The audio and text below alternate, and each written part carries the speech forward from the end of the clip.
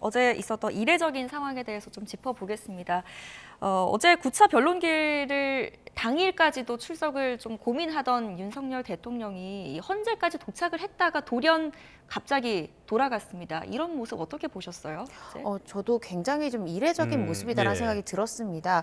왜냐하면 처음부터 이 9차 변론기일에 출석하지 않을 생각이었다면 아예 출발조차 하지 않았을 그러니까요. 것이 우리가 상당한데 굉장히 좀 상식에 반하는 결정이지 않았나라는 생각이 들고요. 그 때문에 저도 이제 어제 사실은 이 생방송을 통해서 그 영상을 보면서 스튜디오에 계셨습니까? 맞습니다. 예. YTN 스튜디오에서 그걸 보면서 왜 그런 판단을 했을까를 생각해 봤을 때 사실 상식적으로 조금 이해하기는 어려운 결정이었거든요.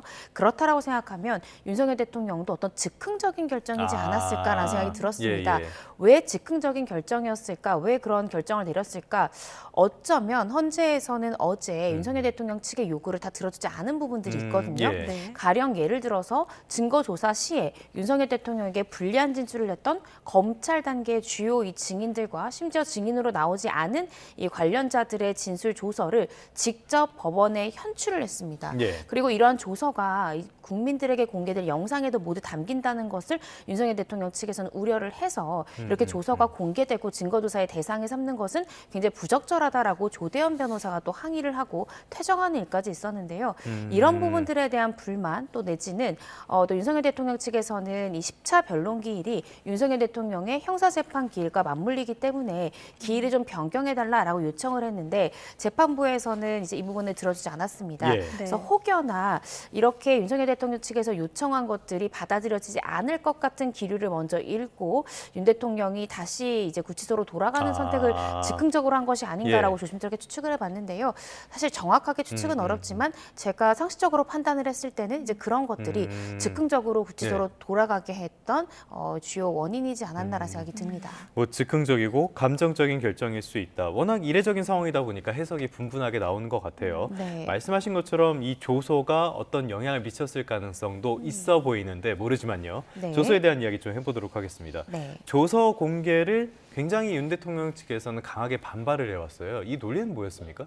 일단은 조서를 헌재의 증거로 쓰인다는 것에 대한 반발, 예. 또 조서가 어제 증거조사라는 기회를 통해서 국민들에게 그 조서일보가 공개되는 것에 대한 반발, 그 두 가지에 대한 모두 반발이 있었습니다. 사실 그간 윤석열 대통령 측에서는 계속해서 이 관련자들의 수사 단계 때의 조서는 증거력이 인정되지 않기 때문에 형사재판뿐만 아니라 헌법재판에서도 증거력이 부여돼서는 안 되고 이러한 조서를 바탕으로 이 헌법재판소에서 어떤 판단을 내리면 안 된다라는 주장을 계속 이어왔습니다.